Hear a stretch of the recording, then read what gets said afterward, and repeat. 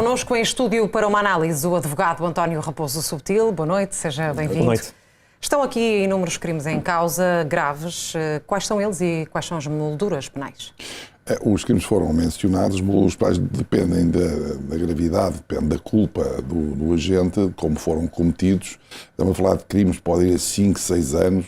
O tema não é tanto a gravidade em termos da medida da pena, é como é que depois estas condutas são subsumidas na norma, ou seja, qual é a intensidade que foi ali existente, premeditação, a culpa, os antecedentes, e aquilo que foi nesta peça dada indicação é de que existem várias notícias anteriores, vários factos anteriores, envolvendo as claques no funcionamento do clube, na participação democrática do clube nas eleições e também em jogos concretos, e isso não tem sido alvo de uma avaliação, eu diria, em termos de ilícito. Às vezes é uma avaliação em termos desportivos, que não é bom para o desporto, mas em termos de ilícito haverá ali o tal bando organizado, haverá ali aquelas ilicitudes, aqueles crimes encobertos por uma organização que o clube e a direção do clube apoia ou não. Parece que esta investigação vai tornar isso claro. Esta investigação foi muito ampla e, neste sentido, seguramente vai resultar se existe ou não existe nesta organização, para além do apoio aos clubes, neste caso ao Futebol Clube do Porto, também existe outro tipo de condutas ilícitas. Penso que vai ficar claro desta vez. Estes detidos vão ser ouvidos. É possível que Fernando Madureira possa ficar preso preventivamente por aquilo que sabemos até ao momento? Atendendo à moldura do crime, porque ela excede os 3 anos de pena, sim. Agora, porque é preciso um limite mínimo para ficar preso preventivamente. Agora, quanto àqueles outros pressupostos, que é a continuação da atividade criminosa, o perigo de fuga, o risco para, digamos assim, enfim, a sociedade e a atividade do clube, tenho mais dúvidas. Não me parece que não seja possível controlar, digamos assim, a sua atuação através de outras medidas, nomeadamente na proibição de ir ao estádio, na proibição de contactar outros adeptos. Penso que por aí essas medidas serão suficientes para acautelar o desenrolar normal do processo, mas é algo subjetivo, depende do Ministério Público, depende do juiz de instrução criminal que vai avaliar os factos que são conhecidos no processo. Já há muito tempo que se falava de suspeitas em torno da riqueza de Fernando Madureira e também de outras atividades ilícitas no seio da claque do Futebol Clube do Porto. O que é que pode ter mudado aqui para haver uma atuação das autoridades? Esta Assembleia Geral pode ter sido um mote para uma atuação? Foi, sem dúvidas, foi filmada, houve uma queixa, houve agredidos, pelo que se vê, não foi um nem dois, mais do que um agredido. Seguramente, por haver provas mais concretas. Haver provas concretas e tinha que haver uma atuação. Agora, a relação entre a atuação concreta e uma certa premeditação, uma intenção, uma coautoria moral que obrigou, que levou a fazer isto ou aquilo, isso já depende naturalmente do desenrolar do processo de inquérito. E as provas apreendidas, doutor, nestas buscas podem originar acusações de outros crimes ainda? Podem, claro, obviamente. Se numa busca se detecta a existência e se apreende uma arma, ou se apreende droga, ou qualquer outro, aparentemente foi assim, o caso, enfim, elemento que seja ilícito, naturalmente que isso é objeto de uma outra iniciativa processual, nomeadamente uma certidão para ser conduzido noutro trâmite.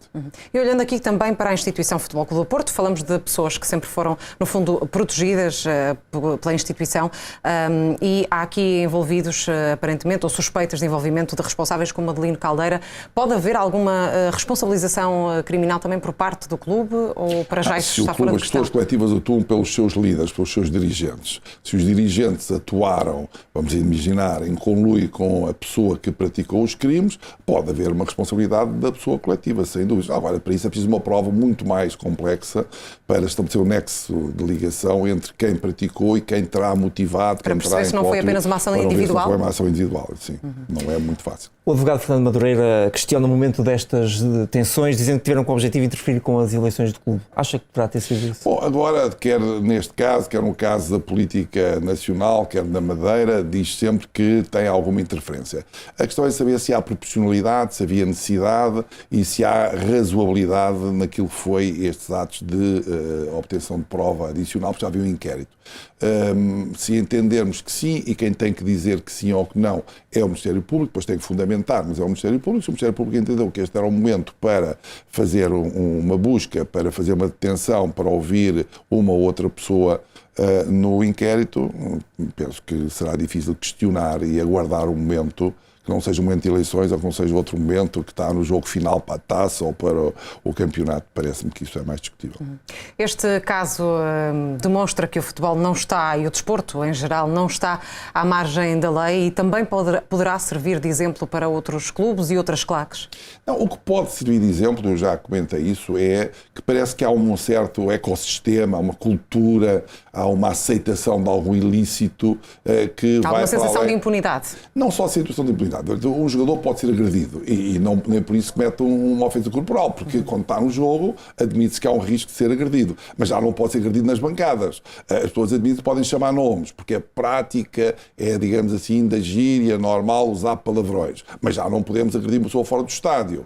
É normal e aceitável que haja alguma confusão, alguma buçalidade até na organização, enfim, deste tipo de desporto, mas já não se admite que as pessoas depois de acabar o jogo vão a um café e que se agridam uns aos outros. Ou seja, houve muito que extravasou das 4 linhas, foi aceite, os próprios comentadores desportivos começaram a utilizar mecanismos e palavreado que não é típico do futebol, é jurídico, é de outra coisa qualquer.